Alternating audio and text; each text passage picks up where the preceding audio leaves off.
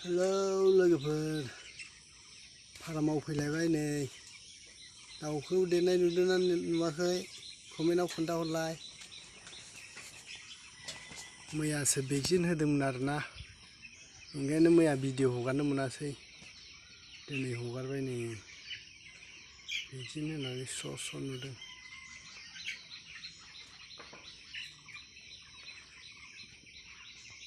आदार होखांबाय आदार होबाय दैयाव मुलि होनांगौ फुङाव मुलि होनांगौ भिटामिनखौ सानथाम होयो आरोना भिटामिनखौ ओमफ्राय होखांबाय आङो आदारखौबो होखांबाय बे गुन्दैखौबो आथिंजों हालौना होनांगौ आरो फुङाव दाउआ गेलेनो मोजां मोनो होमबाना। दाउआ देरहांबाय जागाखौ फेदेरनांसिगोनलाय गाबोन समफोर। नै दाउआ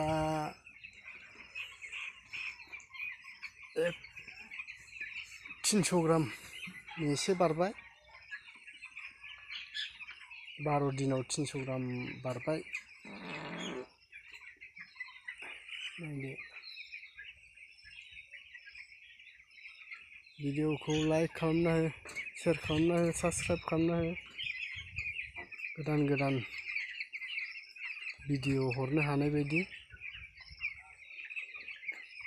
नै खिथुफोराव गां ओंखारबाय गां गोलाव जाहांबाय नै। दे बिदिबा बेखिनियावनो दोनथ'नाय जाबाय।